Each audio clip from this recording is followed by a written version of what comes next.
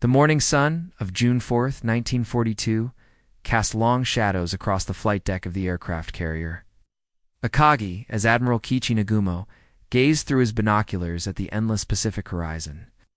The same hands that had orchestrated the devastating surprise attack on Pearl Harbor 6 months earlier now trembled slightly, not from fear, but from the weight of absolute confidence that had become Japan's greatest weakness. "Admiral, our reconnaissance reports confirm American forces near Midway Atoll," reported Captain Taguro Aoki, his voice carrying the measured precision that had become synonymous with Japanese naval excellence.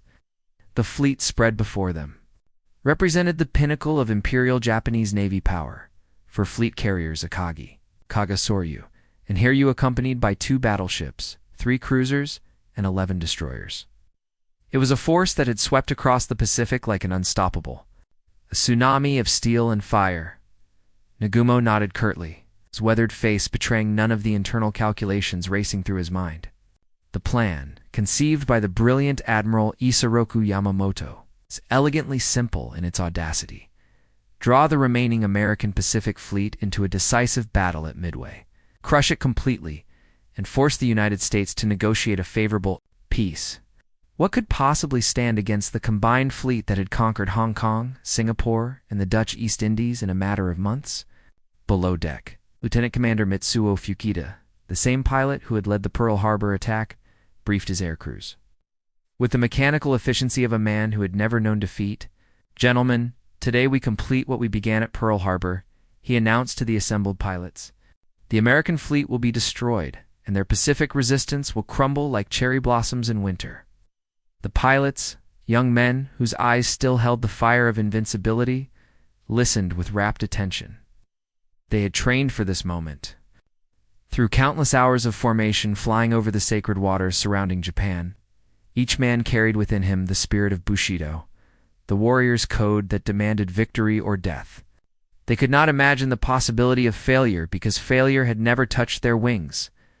This historical context draws from Samuel Eliot Morrison's comprehensive naval histories, particularly his detailed accounts of Pacific theater operations.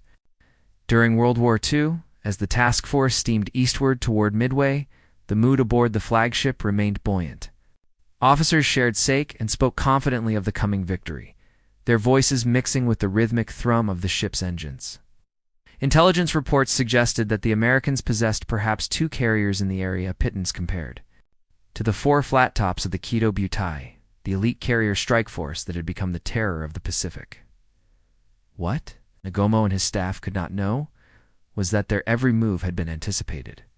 Far to the northeast, Admiral Chester Nimitz sat in his Pearl Harbor headquarters, studying decoded Japanese messages that revealed their intentions with startling clarity. The Americans had broken the Japanese naval code, turning Yamamoto's carefully planned surprise into a trap that would ensnare the hunters themselves. The irony was profound. The same overconfidence that had fueled Japan's string of victories now blinded them to the possibility of American preparedness. 6 months of uninterrupted triumph had created an atmosphere of invincibility that permeated every level of the Imperial Japanese Navy, from the highest admirals to the youngest sailors. The belief in certain victory had become as unshakable as Mount Fuji itself. As the sun reached its zenith on that fateful June morning, the Japanese fleet continued its approach to what they believed would be another glorious conquest. The pilots performed final checks on their aircraft. The gunners cleaned their weapons with ritualistic precision, and the officers reviewed their battle plans with the confidence of men who had never tasted defeat. But high above the Pacific, American patrol planes had already spotted the approaching armada. The stage was set for a confrontation that would shatter more than just ships and planes. It would break the very spirit of Japanese naval supremacy that had seemed unbreakable since Pearl Harbor, 300 miles northeast of the advancing Japanese fleet. Rear Admiral Raymond Spruance stood on the bridge of the USS Enterprise, his calm demeanor masking the enormous pressure of command. Unlike the supremely confident Japanese admirals, Spruance carried the burden of defending America's last major naval assets in the Pacific. His Task Force 16, centered on Enterprise and Hornet, represented one of the final hopes for halting Japanese expansion across the Pacific Ocean. Sir, latest intelligence confirms 4 Japanese carriers approaching from the northwest, reported his intelligence officer, studying the decoded messages that had given the Americans their unprecedented advantage. The codebreakers at Pearl Harbor had performed what could only be described as miraculous work, penetrating the Japanese Navy's most secret communications and revealing Admiral Yamamoto's entire battle plan. Spruance nodded grimly, understanding that surprise would be their only equalizer against Japanese numerical superiority.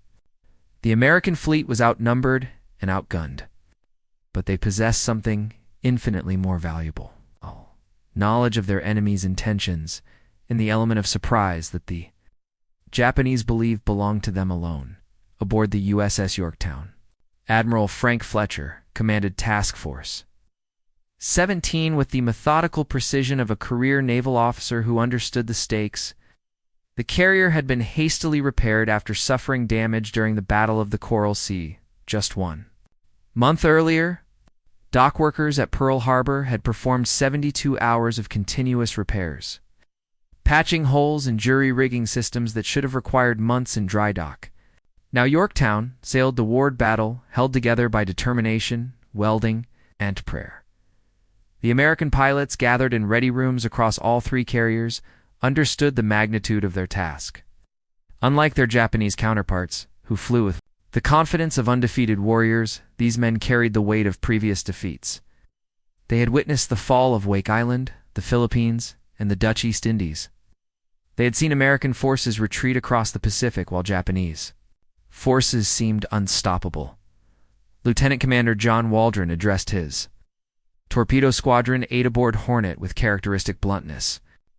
"Gentlemen, we're going up against the best pilots in the world," he told his 15 crews. "They've never been defeated, and they believe they're invincible. Today we're going to prove them wrong." His words carried the quiet determination of men who understood they might not return from this mission. The tactical situation favored neither side completely. The Japanese possessed superior numbers and more experienced pilots, but their plans had been compromised by American code-breaking efforts. The Americans knew exactly when and where the enemy would attack, but they lacked the strength to guarantee victory through conventional means. Success would require perfect timing, exceptional courage, and considerable fortune. As dawn broke on June 4th, 1942, both fleets maneuvered for position while maintaining radio silence. The Japanese launched their first strike against Midway Atoll itself, sending 108 aircraft to neutralize the airfield and soften up the garrison. Admiral Nagumo retained half his aircraft aboard the carriers, preparing to deal with any American naval forces that might appear. This decision would prove catastrophic. The Americans had no intention of defending Midway with their carriers. They planned to use the atoll as bait while positioning their flat tops for surprise attacks. Against the Japanese fleet, every American pilot understood that their primary targets were the enemy carriers, not the invasion force or supporting vessels. At precisely 600 hours, radar operators on Midway detected the incoming Japanese strike. The small garrison of Marine and Navy aircraft rose to meet them, knowing they faced overwhelming odds, but determined to buy time for the fleet units approaching from the northeast. The sky above Midway exploded into chaos as Grumman Wildcats clashed with Mitsubishi Zeros in the opening act of what would become the most decisive naval battle of the Pacific War. The Japanese pilots, despite their numerical advantage, found the defense more stubborn than anticipated. The Americans fought with desperate determination, and several enemy aircraft fell to American guns. More importantly, the attack on Midway failed to completely neutralize the airfield, leaving American land-based aircraft capable of launching their own strikes against the Japanese fleet. As the morning progressed, both sides prepared for the main event, the carrier versus carrier battle that would determine the future course of the Pacific War. Admiral Keiichi Nagumo faced the most crucial decision of his naval career as reports flooded into Warnagai's Bridge during the morning hours of June 4th. The attack on Midway had achieved mixed results. The airfield remained operational. American land-based aircraft were already launching counterattacks against his fleet. More troubling still, a reconnaissance plane reported spotting American ships to the northeast, though their exact composition remained unclear. "Admiral, should we launch immediately against the American ships?" asked Commander Minor, his air operations officer whose tactical brilliance had helped plan the Pearl Harbor attack. The question hung in the air like smoke from the anti-aircraft guns that had begun firing at approaching American torpedo planes from Midway. Nagumo hesitated, and in that moment of indecision, the seeds of disaster were planted.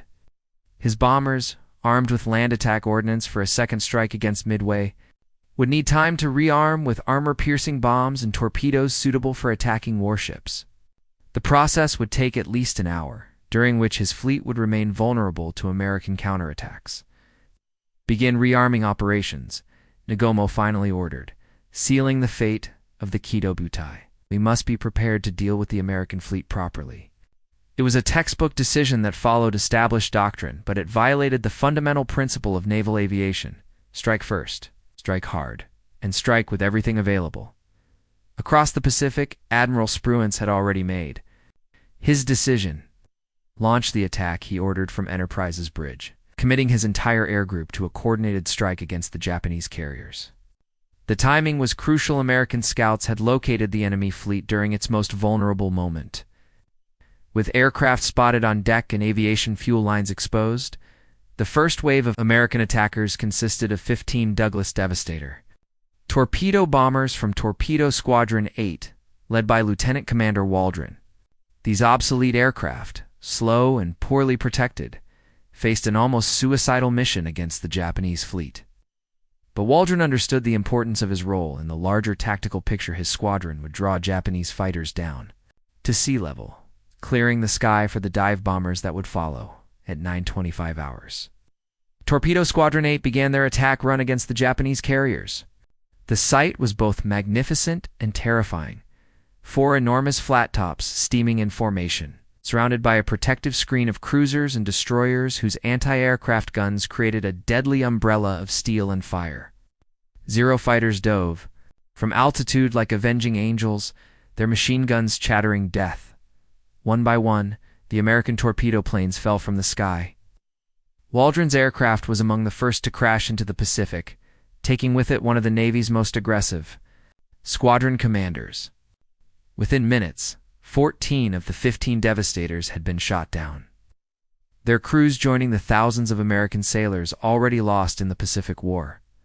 Only Ensign George Gay survived, floating in the ocean and witnessing firsthand the catastrophe that was about to befall the Japanese fleet: the sacrifice of Torpedo Squadron 8 was repeated as additional American torpedo squadrons pressed home their attacks with obsolete aircraft and desperate courage. Torpedo Squadron 6 from Enterprise and Torpedo Squadron 3 from Yorktown met similar fates, achieving no hits while losing nearly all their aircraft. The Japanese defenders felt a surge of confidence as wave after wave of American attackers fell to their guns. But the American torpedo attacks had achieved their intended purpose. Every Zero fighter in the Japanese Combat Air Patrol had been drawn down to sea level to deal with the low-flying torpedo planes. The sky above the Japanese fleet stood empty, waiting for the dive bombers that were already beginning their attack. Runs from 20,000 feet, Lieutenant Commander Wade McCluskey led 37 dauntless dive bombers from Enterprise in a nearly vertical plunge toward the carrier Kaga. At the same moment, bombers from Yorktown began their attack on Soryu, while a second group from Enterprise targeted Akagi. The Japanese fleet, caught in the process of rearming and refueling aircraft, presented the most vulnerable targets imaginable. The moment of Japanese supremacy in the Pacific was about to end in fire and destruction that would echo across the remainder of the war. At 10:22 hours on June 4, 1942, the course of the Pacific War changed in the span of 5 minutes. Lieutenant Commander Wade McCluskey pushed over into his dive from 20,000 feet, his Douglas Dauntless screaming, toward the carrier Akagi, with the weight of American vengeance behind it. Below him, the Japanese flight deck presented a target-rich environment aircraft spotted for launch. fuel lines snaking across the deck, and ordnance handlers scrambling to complete the rearming process that Admiral Nagumo had ordered. The first bomb struck Akagi's flight deck near the island's superstructure, penetrating to the hangar deck where it detonated among fueled and armed aircraft. The explosion created a chain reaction that ripped through the ship's vitals like lightning through a forest. Aviation gasoline ignited in towering pillars of flame, while secondary explosions hurled aircraft parts and human remains across the once pristine deck. Captain Taijiro Aoki watched in horror as his flagship transformed from the pride of the Imperial Japanese Navy into a floating inferno. Damage control teams to the flight deck shouted over the roar of flames and exploding ammunition. But even as the words left his mouth, he understood that no human effort could contain the catastrophe unfolding around him. Simultaneously, dive bombers from USS Yorktown struck the carrier Soryu with devastating precision. Lieutenant Commander Max Leslie led his squadron in textbook attacks that placed bomb after bomb into the heart of the Japanese flat top. The ship's magazine exploded with such violence that the blast was felt 20 miles away, sending a mushroom cloud of smoke and debris 5,000 feet into the sky. These dramatic moments are extensively documented in Walter Lord's acclaimed historical work, Incredible Victory, which provides detailed first-hand accounts from both American and Japanese participants. The carrier Kaga suffered perhaps the most devastating attack of all. 4 bombs struck the ship in rapid succession, turning her flight deck into a sheet of flame that consumed everything in its path. Captain Jisaku Okada attempted to maintain command from the bridge, but the heat became so intense that paint began bubbling on the superstructure. The ship's powerful engines continued driving her through the water even as her upper works dissolved in the inferno. Aboard the flagship Akagi, Admiral Nagumo stood transfixed by the destruction surrounding him. The same man who had commanded with supreme confidence just hours earlier now faced the complete collapse of his battle plan. "Transfer my flag," he ordered quietly, though his voice could barely be heard above the roar of flames and exploding ordnance. The most powerful naval striking force ever assembled by Japan was dying around him. The psychological impact on Japanese personnel was immediate and devastating. Sailors who had never known defeat watched their invincible carriers burning like funeral pyres against the blue Pacific sky. The myth of Japanese invincibility, carefully cultivated through 6 months of uninterrupted victory, evaporated in the smoke rising from 3 mortally wounded flat tops. Only the carrier Hiryu remained operational, her captain immediately launching a desperate counterstrike against the American fleet. 18 dive bombers and 6 fighters rose from her deck under Lieutenant Michio Kobayashi, seeking revenge against the carriers that had inflicted such catastrophic damage on their comrades. The Japanese still possessed enough striking power to hurt the Americans badly, but they no longer possessed the strength to achieve decisive victory. The American pilots who had delivered these devastating attacks now faced the challenge of returning to their own carriers with minimal fuel and the Japanese fleet's remaining fighters in pursuit. Many would run out of gas and ditch in the ocean. But their sacrifice had achieved something that no American force had accomplished since Pearl Harbor.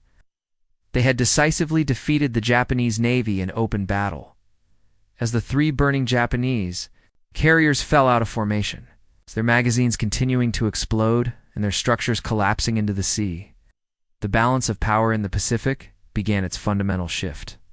The dragons that had terrorized the Pacific for 6 months were dying in agony, and with them died the illusion of Japanese invincibility that had paralyzed American resistance across the theater. The battle was far from over, but its outcome had already been determined in those 5 minutes of perfectly executed dive-bombing attacks. The carrier Hiryu steamed northward through the afternoon of June 4th, her flight deck bustling with activity as Captain Tomio Kaku prepared his final strike against the American fleet. As the sole surviving Japanese flat top, Hiryu carried the entire weight of Imperial Japanese Navy honor on her shoulders. The 3 burning hulks of Akagi, Kaga, and Soryu served as grim reminders of how quickly fortune could change in naval warfare. "Launch all available aircraft," ordered Rear Admiral Tamon Yamaguchi from Hiryu's bridge. The 54-year-old flag officer had graduated second in his class from the Naval War College and understood that aggressive action represented the only hope for salvaging something from the disaster that had befallen the Kido Butai. We must strike the American carriers before they can launch another attack against us. At 12:45 hours, 18 Aichi dive bombers and 6 Zero fighters departed Hiryu's deck under the command of Lieutenant Michio Kobayashi. These pilots carried with them not just bombs and bullets, but the desperate hopes of a nation that had never contemplated defeat. They flew eastward over the Pacific swells, seeking the American task force that had inflicted such devastating losses on their comrades. The Japanese strike located USS Yorktown at approximately 1400 hours, finding the American carrier recovering aircraft from the morning's successful attack. The ship's combat air patrol engaged the incoming bombers, but several Japanese aircraft broke through the defensive screen and scored direct hits on Yorktown's flight deck. The explosions knocked out the carrier's boilers and started fires that filled her compartments with choking smoke. Captain Elliot Buckmaster fought desperately to save his ship as damaged. Control parties battled the spreading flames. "Counterflood to correct the list," he ordered as Yorktown began settling by the stern. The carrier had survived damage at the Coral Sea through the skill and determination of her crew, and now they applied the same desperate professionalism to keeping their ship afloat. But Hiryu was not finished. At 15:55 hours, a second Japanese strike of 10 torpedo bombers and 6 fighters found the wounded Yorktown dead in the water. Lieutenant Joichi Tominaga led this final attack, despite knowing that his own aircraft lacked sufficient fuel to return to Hiryu. His torpedo bombers pressed home their attack runs with samurai determination, scoring 2 hits that doomed the American carrier. The success against Yorktown provided little consolation for the Japanese. Admiral Yamaguchi understood that Hiryu stood alone against multiple American carriers, with no possibility of reinforcement or resupply. The mathematics of carrier warfare were brutally simple. One Japanese flat top could not defeat the remaining American force, regardless of the skill and courage of its AIRCREWs. As the afternoon progressed, American scouts located the solitary Japanese carrier. Admiral Spruance, now commanding the remaining American forces after Fletcher's flagship had been crippled, ordered an immediate strike against Hiryu. "This is our chance to complete the destruction of the Japanese carrier force," he told his staff aboard USS Enterprise. At 1700 hours, 24 dauntless dive bombers from Enterprise began their attack runs against Hiryu, the Japanese carrier, which had operated with impunity throughout the morning while her sisters, burned, now faced the same devastating assault that had destroyed the rest of the Kido Butai. Lieutenant Earl Gallagher led the American dive bombers in textbook attacks that placed 4 direct hits on Hiryu's flight deck. The bombs penetrated to the hangar deck where they detonated among fueled aircraft and aviation ordnance. Within minutes, the last operational Japanese carrier was transformed into a blazing wreck that matched the destruction of her 3 sister ships. Admiral Yamaguchi chose to go down with his flagship, refusing evacuation as Hiryu burned through the night. His decision reflected the profound psychological impact of the day's disasters on the Japanese officer corps. Men who had known only victory since Pearl Harbor could not comprehend the totality of their defeat as darkness fell over the Pacific. On June 4th, 1942, 4 Japanese aircraft carriers lay burning or sinking in the waters around Midway. The elite Kido Butai, which had terrorized the Pacific for 6 months, had been destroyed in a single day of combat. With it died the myth of Japanese invincibility and the realistic possibility of decisive victory in the Pacific War. The pre-dawn darkness of June 5, 1942, revealed the full scope of the catastrophe that had befallen the Imperial Japanese Navy. Admiral Isoroku Yamamoto stood on the bridge of his flagship Yamato, studying damage reports that read like a litany of disaster. 4 fleet carriers destroyed, over 200 aircraft lost, and many of Japan's most experienced pilots dead or missing. The price of overconfidence had been extracted with devastating precision. "Admiral, should we continue with the invasion of Midway?" asked his chief of staff, Captain Kurashima. though the question seemed almost absurd given the circumstances. Without air cover, the invasion fleet would be defenseless against American land-based aircraft and the surviving enemy carriers.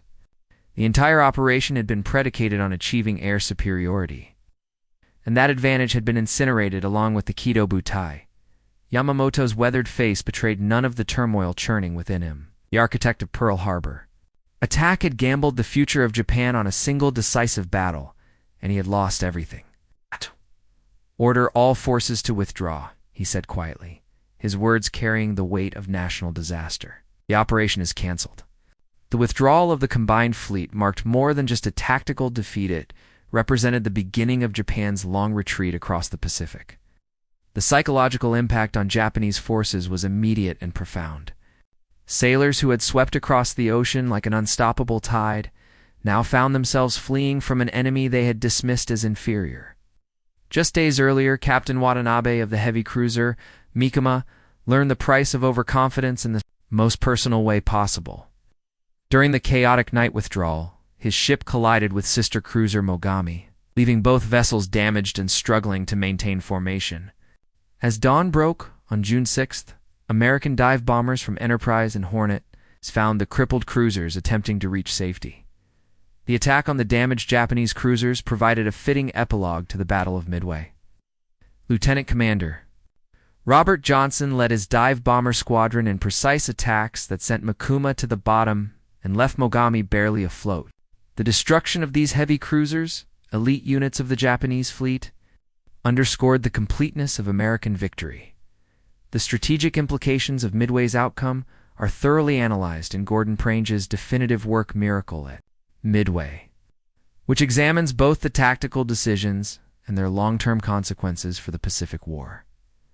For the surviving Japanese personnel, the retreat from Midway represented a psychological watershed from which the Imperial Japanese Navy would never fully recover.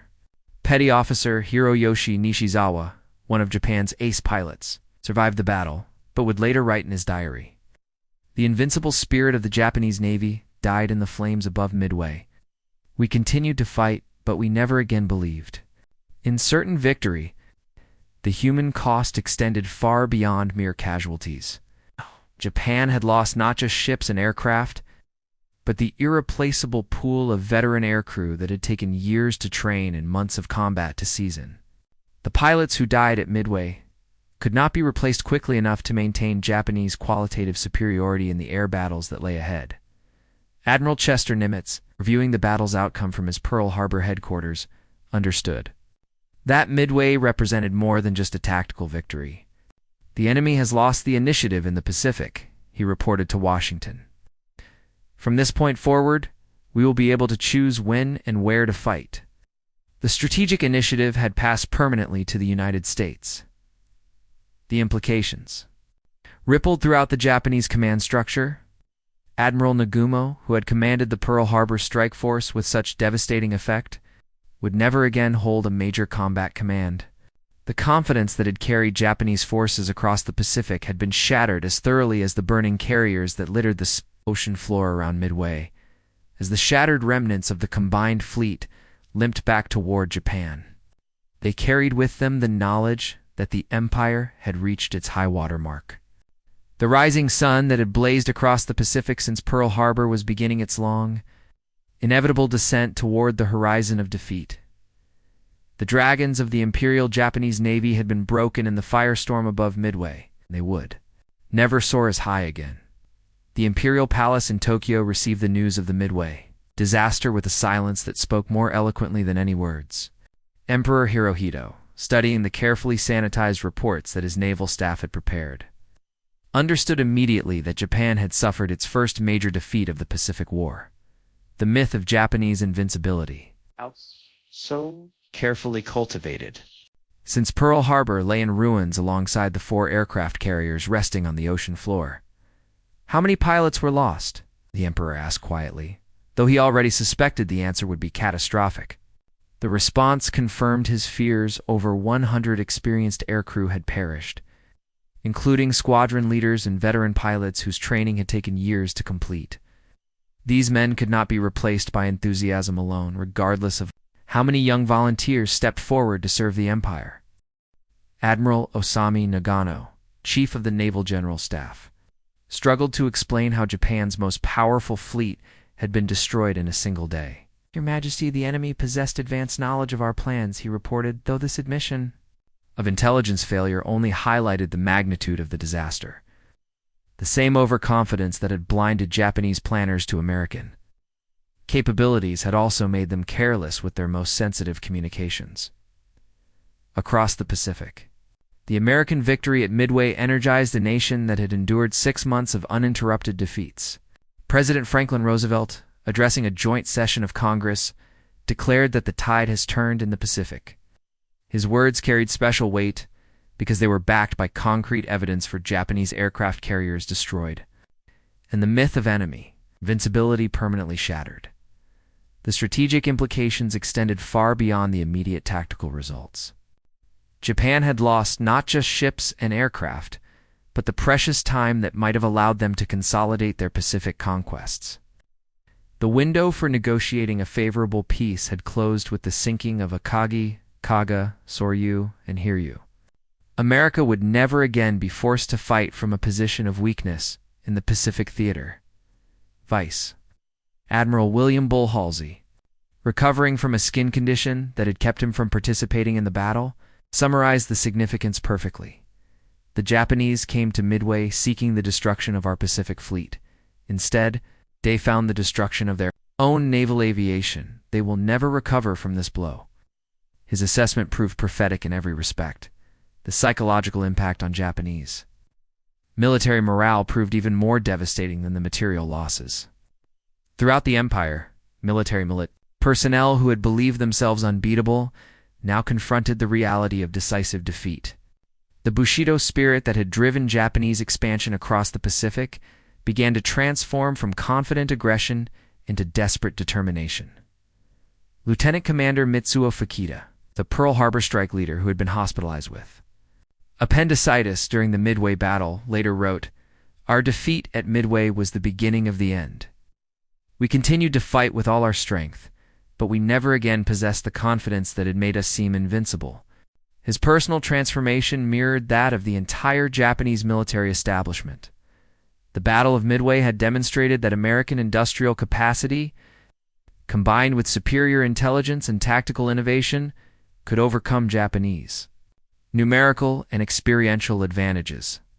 The lesson would be repeated with increasing frequency as American shipyards began launching new carriers at a pace that Japan could never match. By December 7th, 1942, exactly 1 year after Pearl Harbor, the strategic balance in the Pacific had shifted decisively in America's favor. Japanese forces found themselves fighting defensive battles across an extended perimeter they could no longer adequately defend. The initiative had passed permanently to the United States, and with it went Japan's realistic hope of victory. The firestorm above Midway had accomplished something that no previous battle had achieved. It had broken the spirit of Japanese naval supremacy that had seemed unshakable since the attack on Pearl Harbor. The dragons that had terrorized the Pacific were mortally wounded. Their death throes would echo through the remaining years of the Pacific War. Admiral Yamamoto, the architect of both Pearl Harbor and the failed Midway operation, understood the implications better than anyone. "I fear we have awakened a sleeping giant and filled him with terrible resolve," he had warned after Pearl Harbor. At Midway, that giant had fully awakened, and Japan would spend the remainder of the war learning the price of that awakening. Myth of Japanese invincibility died in the flames above Midway, and with it died Japan's chance of victory in the Pacific War.